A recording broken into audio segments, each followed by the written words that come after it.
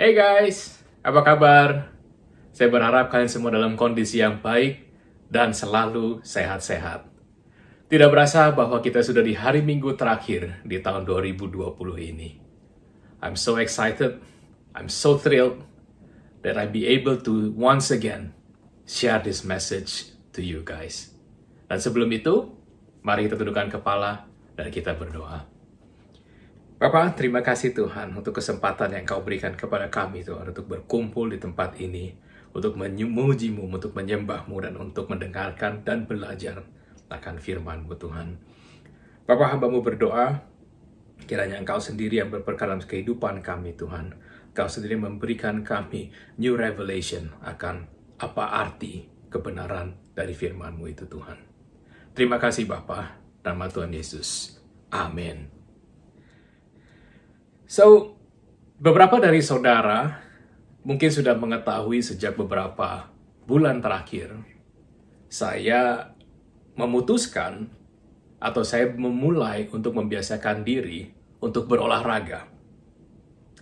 Beberapa bulan ini saya boleh dibilang nggak rajin, tapi saya memutuskan untuk mulai bersepeda.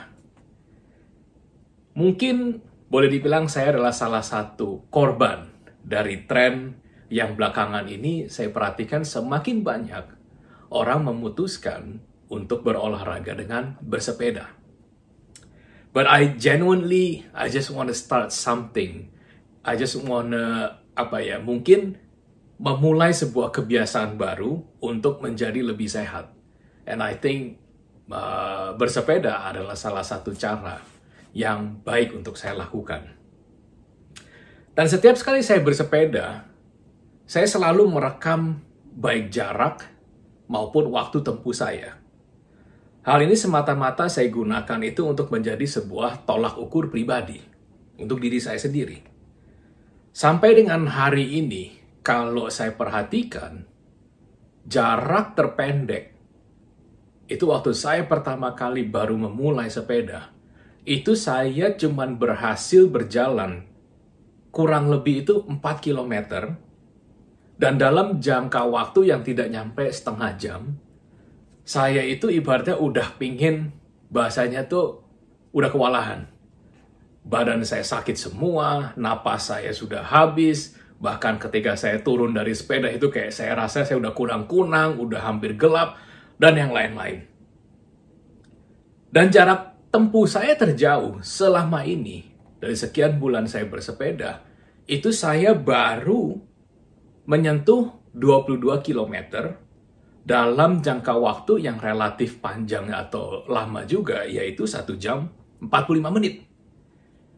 Selebihnya rata-rata sekali saya bersepeda, itu dengan mungkin jarak tempuh maupun jarak waktu yang saya masih bisa tolerate dengan tanda kutip mudah, itu antara 10 sampai dengan 12 km dalam jangka waktu kurang lebih 1 jam. I'm pretty sure those stats yang saya baru berikan kepada kalian di tempat ini itu adalah sebuah mungkin tolak ukur yang jauh dari rata-rata tanda kutip mungkin normal. I believe it is way below the average of the most people yang bersepeda. Tapi hari ini saya tidak ingin berbicara mengenai itu semua. I want to share a little bit of something dari apa yang saya bisa ambil ketika saya bersepeda. Satu hal yang paling menarik yang saya dapat temukan ketika saya berhasil untuk memperoleh rekor terjauh saya, itu adalah bagaimana saya mengakhiri sesi terakhir saya bersepeda. Saya melihat di log dari activity-nya saya, sesi terakhir saya, itu saya berhasil menempuh jarak kurang lebih 16,5 km dengan waktu tempuh kurang lebih 1 jam. Dan hal tersebut membuat saya merasakan ada sesuatu yang membuat saya itu excited dan ada sesuatu yang membuat saya itu tidak sabar untuk bisa do the next session with some of the bicycle friends. Dan itu saya percaya bahwa sikap of that excitement, sikap daripada ada sesuatu yang saya tunggu-tunggu, itu menambah saya punya mungkin power kah, kekuatan kah, excitement kah, untuk saya dapat kemudian tuangkan itu di hari di mana saya reach that 22 kilometers record, personal best. Nah, apa sih hubungannya dengan semua ini? Dalam jangka waktu kurang lebih 5 hari, kita akan mengakhiri tahun 2020. Tahun yang saya rasa banyak memberikan kita berbagai macam tantangan-tantangan. Tahun yang secara tidak langsung itu membuat kita seolah kayak bertanya-tanya, waktu ini kemana aja sih tiba-tiba kita sudah di penghujung akhir tahun 2020? Atau bahkan tahun ini adalah di mana waktu kita diberikan sebuah pengajaran, sebuah pelajaran baru tentang kita untuk melihat dari sebuah perspektif yang baru, yang sebelumnya kita tidak pernah mengetahui bahwa that perspective itu exist. Dalam 5 hari ini kita akan memasuki tahun yang baru, dan seperti cara saya menceritakan tadi saya bersepeda, how I end or how we end this year, itu akan menentukan bagaimana kita bisa memulai tahun yang baru. Sikap dari kita mengakhiri sisa-sisa hari di 2020 ini, itu akan menentukan bagaimana kita dapat memulai tahun 2021. Kembali cerita mengenai bersepedanya saya. Rute yang sehari-hari saya pilih atau saya lalui, itu adalah rute yang kalau boleh saya bilang, a less challenging route. Rutenya itu tidak ada tanjakan, tidak banyak belokan, relatively flat, datar. Nah, tapi ada kalanya di mana saya bersepeda dengan beberapa teman-teman dari Creative City Worship. Itu ada rute yang kita mau nggak mau itu ada melewati sebuah tanjakan. And I hate that. I hate that stretch of climb, kalau saya boleh bilang. Beberapa ruas ini juga menurut saya bukan sebuah ruas yang panjang. Tetapi just the thought, just the imagination untuk saya harus melalui itu udah bisa bikin saya tuh emosi. Udah bisa bikin saya tuh kesel. Udah bisa bikin saya itu capek duluan. And to make it even worse, beberapa minggu yang lalu ketika saya sedang bersepeda, saya melewati segerombolan anak-anak, probably they are about 8 years old or something. When I try to cruise past them, I can definitely tell bahwa that kid sebelah saya yang saya lewatin, itu mengayuh sepedanya, itu dengan santai, dengan tenang. Sedangkan saya, with my sepeda lipat and my oversized physical being, itu kayak, I was just panting. I was panting for every breath that I can get, every push that I can pedal my bicycle. And buat saya setelah sampai di atas, saya bilang, my gosh, I hate this stretch of road. I hate that the fact itu membuat saya mungkin bukan kewalahan sampai nggak bisa overcome. Tapi kok kayaknya effortnya banget. Effortnya itu kok rasanya untuk saya bisa sampai ke atas itu menguras saya punya energi dan yang lain-lain. Nah, saudara bisa bayangkan, kalau untuk sebuah effort atau usaha yang dibutuhkan melewati ruas yang sedemikian menantang, seperti itu aja udah bisa membuat saya sedemikian emosional. Bahkan sampai mungkin menghilangkan niat saya, atau bahkan sampai membuat saya kemudian memilih untuk tidak bersepeda melalui rute itu sama sekali. Atau bahasa kasarnya itu, I can decide to give up before even the race begin. The thought of it itu cukup membuat saya itu bisa berpikir untuk, ngapain sih gue capek-capek? Ngapain sih gue bersusah payah sedemikian? Toh gue juga paling cuma bisa lewatin berapa kali sih. Mendingan gue cari rute yang datar-datar aja sih, daripada gue berusaha sedemikian. And dari situ guys, I keep telling others bagaimana saya itu kewalahan, kesulitan melewati jalan itu, melewati ruas jalan tersebut, bahwa tanjakan tersebut menguras saya, punya tenaga sedemikian besar. Namun satu sisi yang saya baru sadari adalah, atau hal yang sebenarnya saya pertanyakan adalah, kalau saya tidak perlu melewati ruas jalan tersebut, apakah kemudian saya tidak akan kewalahan? Dalam artian, saya tidak akan capai, saya tidak akan mungkin nggak perlu berupaya sedemikian hebat lagi.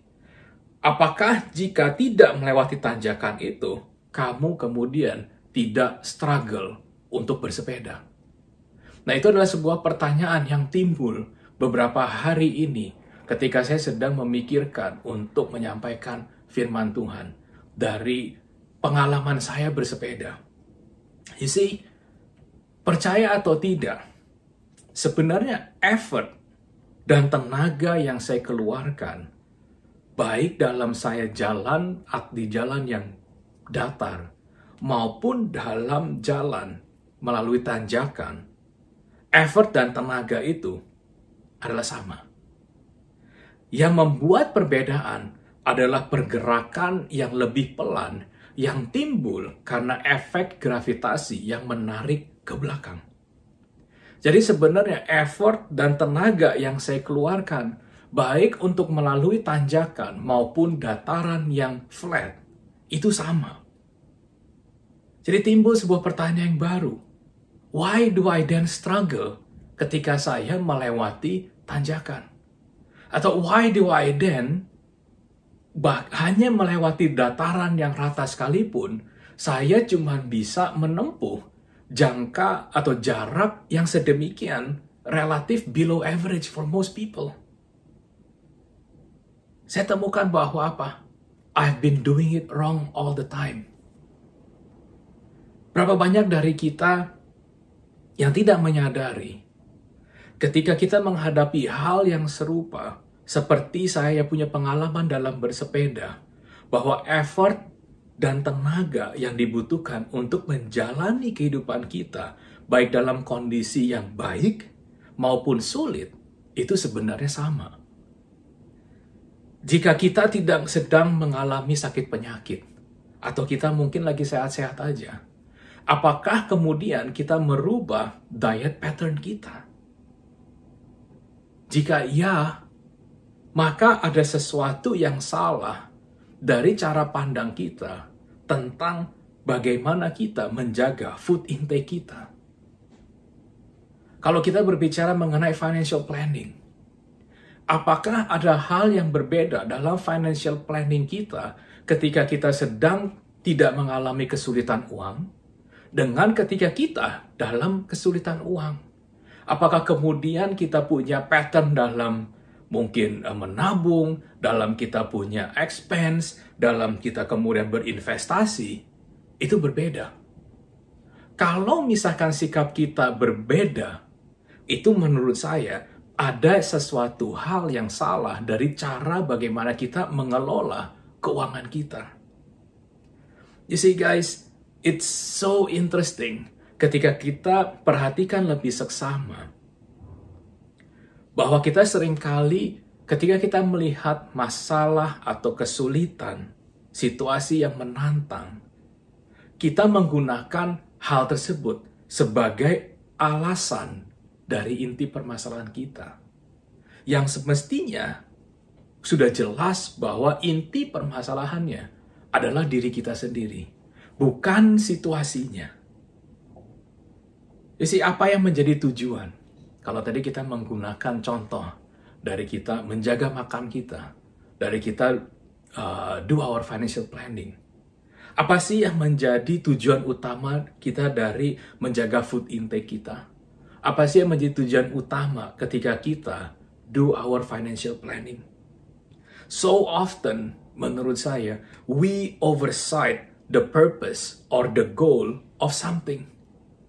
Kita memiliki kecenderungan in the midst of what is going on, apapun itu, we lose sight of our goal. We lose sight of our reason. Alkitab di Filipi 3 ayat 13 sampai dengan 14 di versi mudah dibaca dikatakan begini. Aku berusaha sekuat tenaga mencapai tujuan yang ada di depanku. Aku tetap berjuang untuk mencapai tujuan itu. I press on forward. I press on towards the goal to win. Berapa banyak dari kita yang kalau kita mau jujur dengan diri kita sendiri, setiap penghujung tahun, kita kemudian timbul ada sebuah rasa panik atau bahkan kita mengalami sebuah rasa ketakutan simply because kita menganggap diri kita tidak mengakhiri tahun itu dengan baik. Then again, apa sih yang mengquantify a good year? A while ago, beberapa waktu yang lalu saya sedikit belajar tentang sebuah terminologi yang baru. And often, belakangan saya sering gunakan. Terminologi itu yang saya baru pelajari belakangan ini adalah kata negative split. Negative split adalah sebuah terminologi yang dipakai untuk pelari. Itu adalah sebuah racing strategy that involves competing atau completing the first half atau the second half of the race itu faster than the first half of the race. Nah, untuk seorang pelari dapat mengimplementasikan strategi negative split ini dengan baik, itu dibutuhkan sebuah kesabaran dan kedisiplinan yang sangat tinggi jauh sebelum pertandingan itu pun dimulai. Dalam sebuah perlombaan, sang pelari itu pada awal-awal perlombaan itu akan berlari lebih lambat dari dia punya kecepatan ideal. Nah, ketika orang berlari lebih lebih lambat daripada dia punya kecepatan ideal, yang pasti akan terjadi adalah ia akan berlari lebih pelan, mungkin dengan pelari-pelari yang lain. Dan oleh sebab itu, ia akan sering atau ia akan dilewati oleh nggak tahu berapa banyak pelari. Dan dia harus merelakan itu. Dia harus merelakan dirinya untuk didahului oleh pelari-pelari lain. Dan at the same time, during this first half of the race, itu bisa dianggap sebagai waktu pemanasan untuk si pelari itu sampai ia dapat menemukan ritme kecepatan untuk that particular race. Dan setelah ia menemukan ritme ideal, kecepatan yang ideal, kelambat laun kecepatan itu dengan sendirinya akan menemukan the ideal pace, the ideal running pace, tanpa perlu ada usaha tambahan dari si pelari tersebut. Di sini penting sekali bahwa ia perlu mempersiapkan, ia perlu melatih dirinya untuk sepanjang pertandingan, sepanjang perlombaan ini, dia harus bisa merasa nyaman dengan that ideal race pace yang ia akan lakukan. Namun, the negative split itu paruh keduanya pada kilometer-kilometer yang terakhir. Itu ia akan kemudian berlari lebih cepat, berlari dengan pace yang lebih tinggi, dengan sisa-sisa energi yang dia punya. Dia akan berusaha untuk mengejar ketinggalan dari first half dia. Secara teori, mungkin strategi ini boleh dibilang strategi yang baik. Mungkin bahkan yang terbaik. Tetapi saudara bisa bayangkan, imagine throughout the race, bahwa ia akan kehilangan stamina, ia akan kehilangan tenaga, ia akan kehilangan mungkin kekuatan, bahkan mungkin motivasi karena dia melihat jarak antara pelari-pelari di depannya dengan dia, itu sedemikian makin jauh. It is then sulit untuk dia kejar. Itu semua dapat menyebabkan seseorang itu untuk kemudian caved in dan menganggap bahwa dia sudah kalah. Nah, how about you and I when it comes to finishing this year? How many of you just setelah kita melewati sekian banyak event dalam kehidupan kita di sepanjang tahun 2020 ini, how many of you are just washed out? How many of you are just drained out? Atau to some extent, probably burned out dengan semua yang terjadi di tahun ini. Tapi on the other end, berapa banyak dari kita yang merasakan bahwa sepanjang tahun ini kita merasa dikuatkan, we feel rejuvenated, kita disegarkan kembali, kita bahkan merasa bahwa I'm so excited that 2020 will end in a couple of days. 2021, bring it on. I am ready for you. Berapa banyak dari kita yang bisa berkata jujur bahwa I am the later, yang penjelasan yang terakhir daripada yang pertama. How many of us itu yang merasakan bahwa we are ready to close this year and we are ready to begin 2021 in the next 5 days. Hari ini saya ingin kita semua belajar dan saling mengingatkan bahwa we are in this race together. Bahwa kita dalam perlombaan ini bersama-sama. Kita berlomba untuk sebuah tujuan yang sama. Dan oleh sebab itu, menurut saya, peranan kita, no matter what is, kita perlu saling menguatkan. Kita perlu saling encourage satu sama lain. You matter to, and you matter for others. Dan please do not see yourself as running through this race that we call life itu alone. Because you are never alone. Hari ini ada dua hal yang saya ingin sampaikan. Mungkin boleh dibilang I got this ketika saya sedang bersepeda. Jadi ketika saya mungkin lagi mengejar ketinggalan teman-teman, my mind was just wondering, dan saya berpikir, apa yang menyebabkan saya tertinggal sedemikian, apa yang menyebabkan saya tidak bisa keep up dengan mereka, dan yang lain-lain. And I'd like to just share with you guys apa yang saya pelajari. Is that okay? Yang pertama, ini untuk kita belajar bersama memasuki tahun 2021. Poin yang pertama yang saya pelajari atau saya dapat dari bersepeda, itu adalah untuk stop pushing so hard. Ketika saya berjalan dalam medan yang datar, dalam jalanan yang rata, saya bisa mengayuh dengan tenang dan santai. Tapi the moment saya lihat sebuah tanjakan, jangankan bukit guys, tanjakan aja. Ada sebuah urge, dorongan dari dalam diri saya untuk seolah itu, okay, yuk, brace yourself. Tiba-tiba saya harus seolah itu mengayuh sepeda saya dengan sedemikian keras, dengan sedemikian kuat. You see, saya temukan bahwa this action is rather unnecessary. Nggak penting sebenarnya untuk saya lakukan hal tersebut. Yang ada cuman hal tersebut akan membuat saya itu kecapean. Otot kaki saya, otot paha saya, bahkan pernapasan saya, itu akan kehilangan sebuah ritme hanya ketika saya tiba-tiba itu pushing something so hard. Oleh sebab itu, saya rasa saya perlu untuk melatih diri saya to remain consistent and sustain for a period of time untuk effort yang sama sepanjang my bicycle ride. Saya nggak perlu membuat atau menciptakan sebuah ritme itu yang inkonsisten. Ada naik turunnya, ada naik turunnya.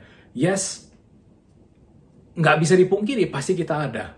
But bagaimana kurvanya itu to remain relatively flat juga. And I think in life, it is the same. Bagaimana effort saya sepanjang saya bersepeda, itu dapat dilihat dari bagaimana saya itu bernafas. Kalau saya bernafas dengan tenang, I'm pretty sure I can go the distance. Tanpa harus benar-benar fokusnya itu shifted ke tempat yang lain. Ayat tadi mengajarkan saya bahwa it is so easy untuk shift my focus to other places.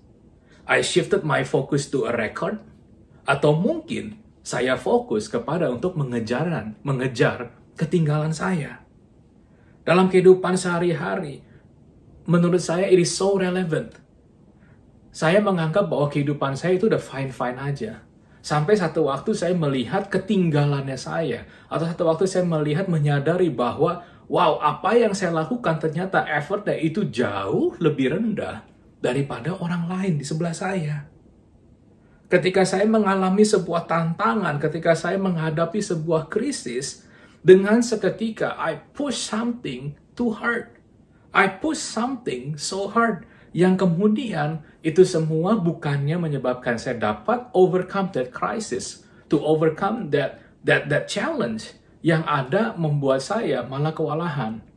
Karena yang ada saya kehilangan sebuah ritme. Saya kecapean lebih dulu sehingga tidak bisa berpikir lebih jelas. Saya tidak tahu bagaimana saya dapat bereaksi lebih baik untuk menghadapi hal tersebut. Dan bukannya saya berhasil menempuh itu semua, besar kemungkinan yang ada saya malah berhenti di tengah jalan, and I do not finish the race.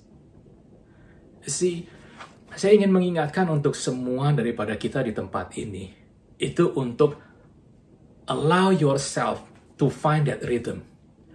Izinkan saudara untuk menemukan sebuah ritme di mana saudara tahu bahwa saudara sudah atau sedang membuat sebuah progress.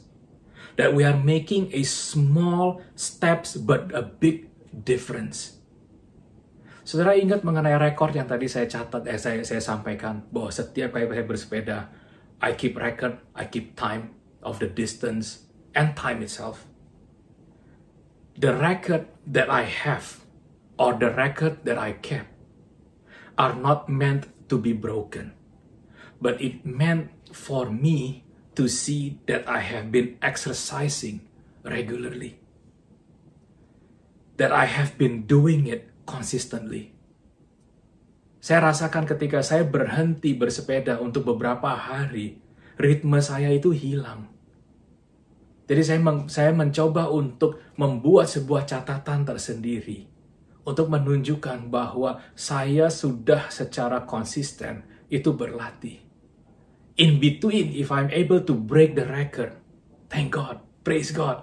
But if it's not, itu akan menjadi sebuah parameter, itu akan menjadi sebuah tolak ukur untuk diri saya, untuk saya gunakan sebagai reflection bahwa yes, Mario, you have been consistently exercised. You have consistently exercised during the day, during the week. Dan itu akan terlihat dari hasil setelah saya bersepeda. Poin yang kedua, don't coast. Momen terenak ketika saya bersepeda, itu adalah ketika saya menemukan sebuah turunan.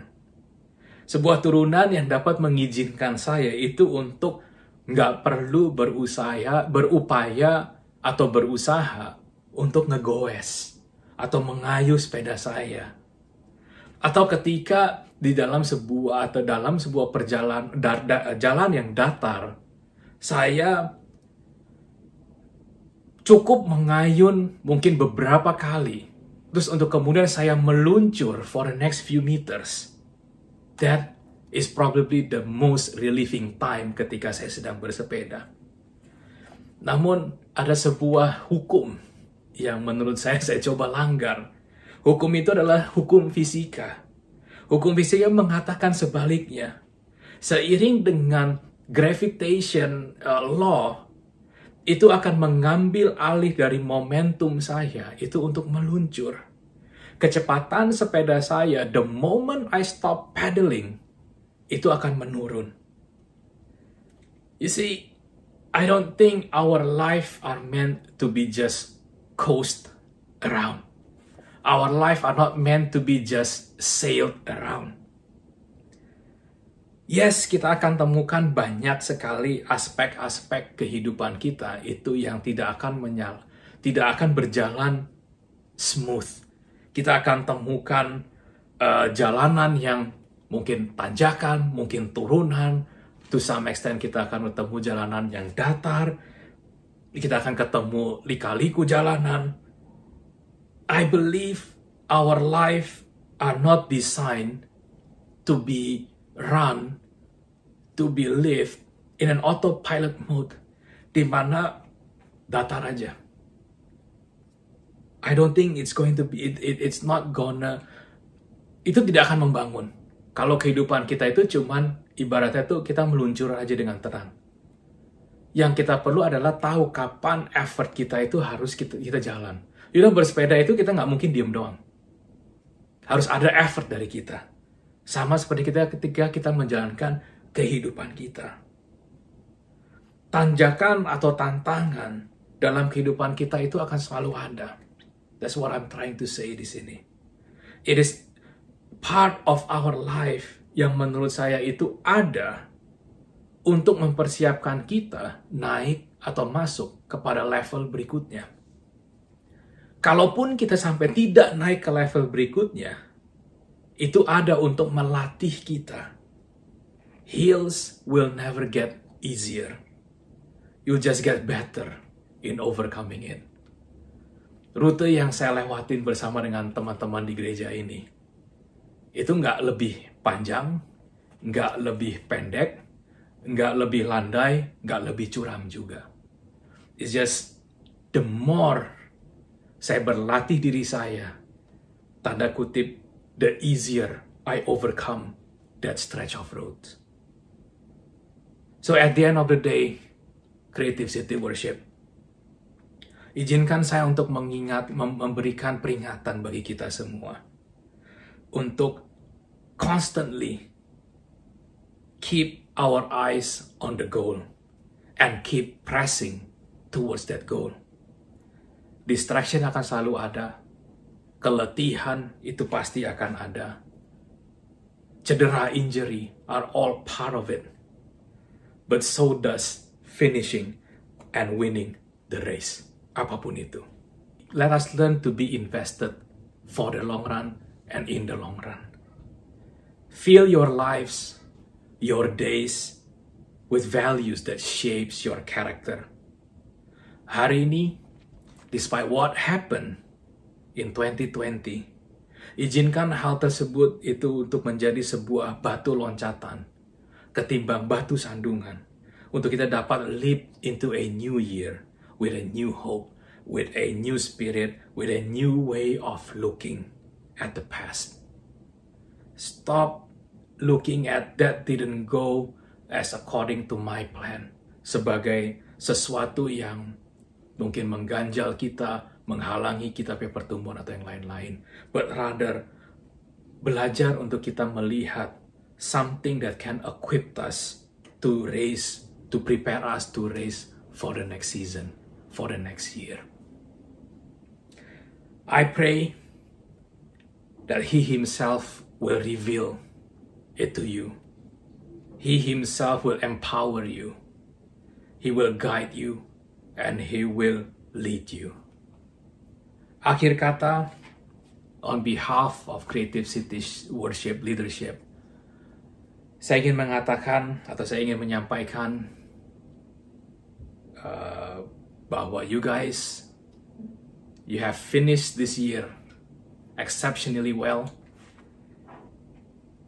I want you to kalau boleh, saya pun juga sedang belajar to savor this moment, to just savor this time, and mengizinkan hal-hal yang kita lewati bersama tahun ini, itu untuk menjadi sebuah dorongan atau tenaga yang dapat membawa kita masuk ke tahun 2021, sebuah tahun yang baru. May it become such a fuel for every one of us to prepare us and to carry us forward into the race that we are in together.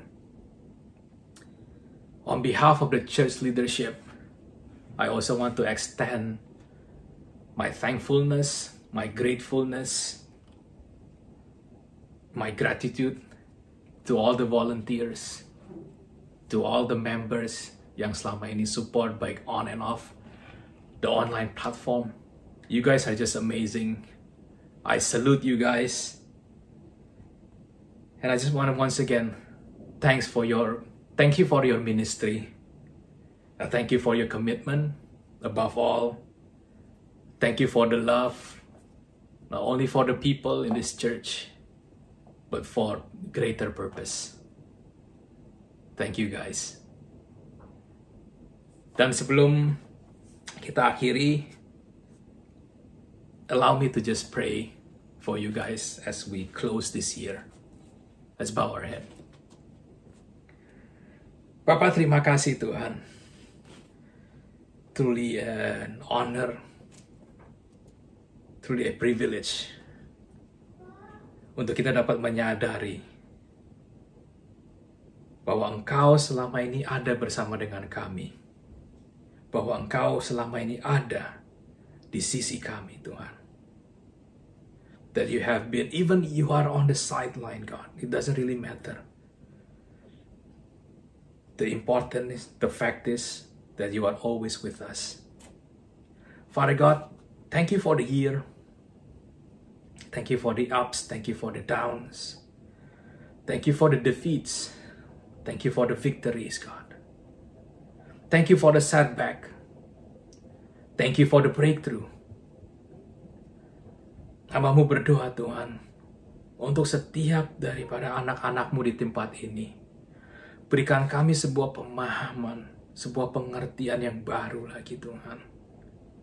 Sebuah understanding yang lebih dalam lagi tentang apa yang Engkau sedang atau ingin perbuat dalam kehidupan setiap daripada kami. Father God, I just pray untuk anak-anak-Mu di tempat ini.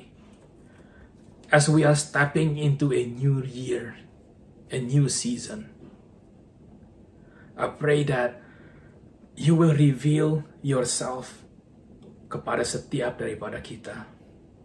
You will speak so clear to every one of us. As you lead us, as you guide us, as you teach us into this new season. Bentuk kami Tuhan, baik anak-anak-Mu, melalui kehidupan pribadi mereka, maupun melalui pelayanan mereka di gereja ini Tuhan. Untuk bisa semakin jadi Tuhan, seperti apa yang Engkau ingin lakukan. Kami dapat semakin masuk ke dalam rencana-Mu. Kami percaya Tuhan, rencana-Mu akan kami adalah rencana-rencana yang indah, rencana-rencana yang baik. And for that we are forever grateful, God. Terima kasih Bapa. Bapa, as we close this service, hamba-Mu berdoa untuk that you remain with us throughout the week as we counting down to close to end 2020. Berkati kami semua Tuhan, lindungi kami semua Tuhan, keluarga kami, pekerjaan kami, kehidupan sosial kami, atau apapun itu Tuhan. I pray for this great city, this great nation. Untuk damai sejahtera ada dalam kehidupan setiap daripada kami. Terima kasih Bapa. In Jesus' name, Amen.